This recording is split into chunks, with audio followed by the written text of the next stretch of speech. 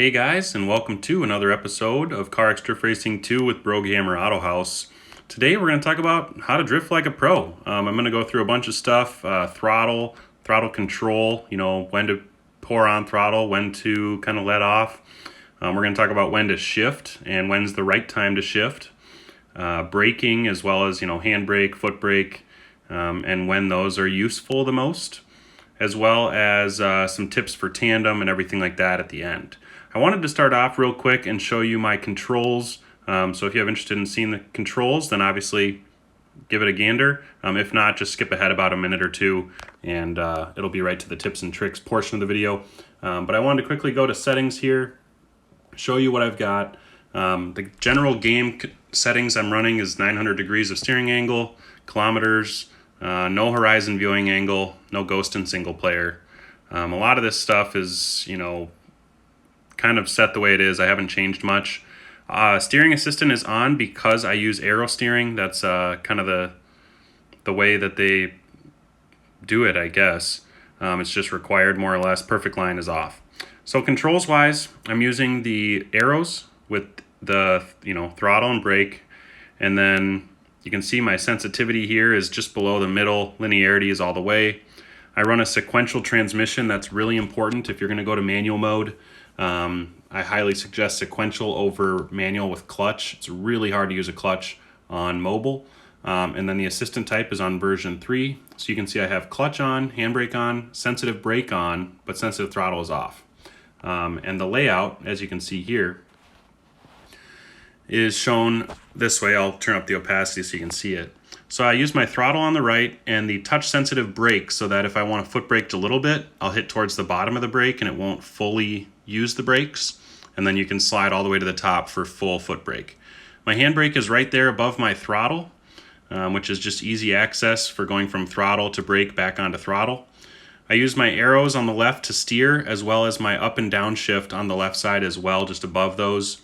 And then the clutch is here in the middle, which is only used if I kind of get pinched off in a corner and I need to clutch kick in order to get the wheels spinning again. So I like the opacity to be really far down so that I don't see them too much on my screen, doesn't block my view. But that's the general control settings that I use. So give them a try and we'll jump on into the driving clips and videos. All right guys, to start things off, I want to talk about throttle control a little bit. We're going to start with the 240SX here on Airfield. If you listen closely, you'll hear my throttle modulation depending on if I'm going too deep into a corner. I'll be letting off throttle, like right here in the transition. Listen. Light throttle because I had way too much speed going into that. And in order to grip up a little bit to stay on the inside of the corner and not smash into the wall, I let off throttle, kind of modulated it in, and then without losing drift, kind of pour back in more throttle as you get to the outside of the corner and working your way out. So that's a big thing that helps for controlling the car as far as throttle goes.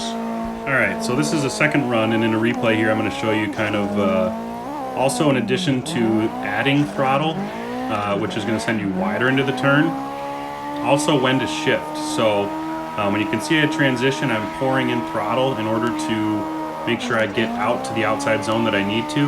When I flicked in here, I needed to stay outside, so I kept on and then let off so I didn't hit that wall. And then here, as I transition through, I shift up because I know this is a big sweeping corner coming up, and fourth gear wasn't going to be enough wheel speed to get me to the outside. So that's why I shifted up. And usually, if you're on limiter and you're still rolling, shift up in order to maintain more speed and gain speed throughout the corner, as long as the car's not bogging down due to the gearing. So that's kind of a combination of when to shift and kind of how the throttle works, whether it's letting off to make sure you stay inside and don't hit the wall, or pouring throttle on to make sure right after this transition, as you'll hear, full throttle all the way to the outside corner to make sure that I can get all the way out there. So that's kind of the gist of throttle and when to shift, and later on we'll jump into that with some tandem videos as well. So this next run here was not my best run by any means, but it does a good job of showing you the braking. In this particular run I ended up resorting to the foot brake at an important time here that I'll show you when it's coming up. But there's obviously a handbrake and a foot brake, and the foot brake is going to really slow the car's momentum down a lot. and make sure you know, hold on to what you got, but the handbrake will do a better job of setting you up. So here I'm going way too fast, way too wide. I foot brake so that I don't completely slam the wall and disqualify for the run.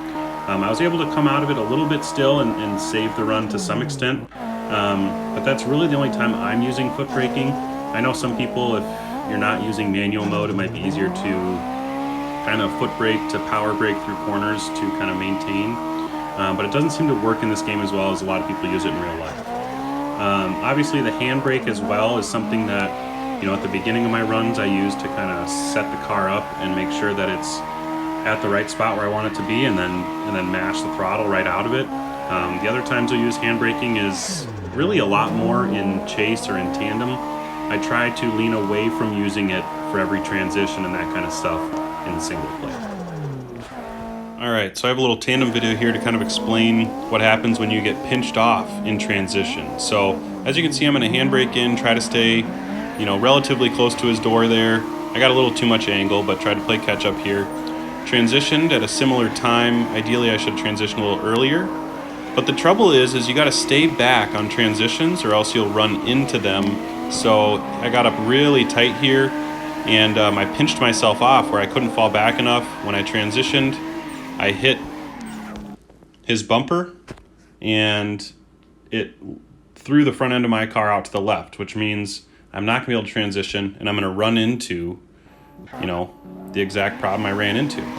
I'll rewind it just to show you one more time, but I came out of this corner really well with him, right? I'm running a tight line, closing in on the door, and then what happens is, because I'm so far out in front of him right now, I added wheel speed to try to make sure that, you know, my back end would stay out.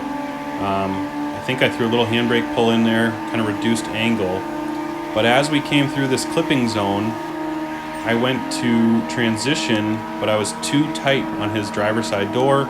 His rear bumper hit my front bumper, which straightened me out, and by the time I could transition, I was already way too far wide and hitting the trucks. So just something to keep in mind for tandeming when you're transitioning, to leave that extra space to transition and try to time it so that you're flipping at the same time as them. So we'll try it again and see if we can get a better example of how to properly time those turns.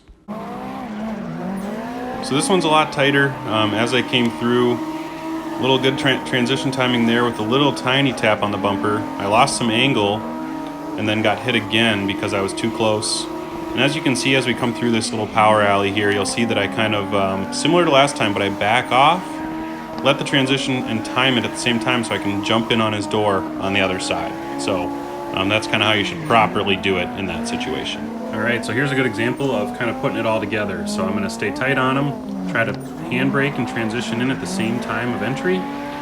It's good to stay just a little bit behind his door with your front tire so that you have the room to correct, and like right here I had the room to transition. You can always add throttle and kind of suck back into the door there if you can, but here again through this power alley I kind of lay back a little bit so I can transition clean and then get up on his door.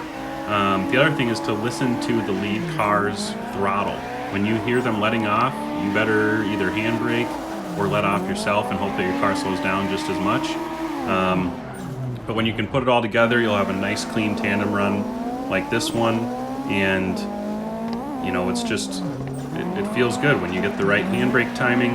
You're staying on the door, you're adding throttle at the same time as the lead car so he doesn't run out on you and put a huge gap in between.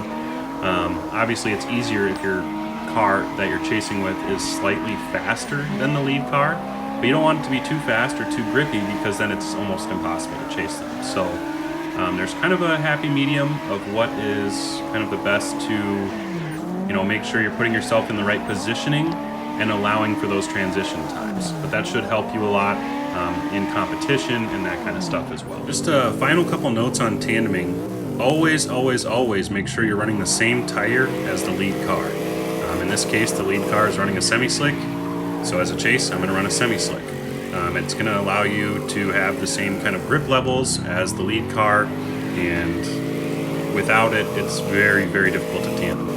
The other thing is knowing kind of when to handbrake. Right here, you can see I handbrake, it checks the car up and brings me back to the side of that Mustang. I'll go back to it just so you can see the action again. I'll even maybe put it in slow motion, because when you see I transition, I'm way ahead of them. I handbrake here, it adds some angle, and then brings my car sitting back a little further so that we're more door to door, that I'm not all the way up on his front fender. That's a huge, huge help in making sure that you stay in the pocket that you need to be. If you're too far up in front of them, handbrake quick and hit back on throttle again, and it'll kind of set you back in that perfect pocket like you're seeing here as we're going through this outside zone. So just something to keep in mind, and otherwise, you know, that's going to do it for today's video, guys. I appreciate you watching. As always, don't forget to like and subscribe to the channel. I much appreciate it, and put your life in drive. We'll see you guys next time.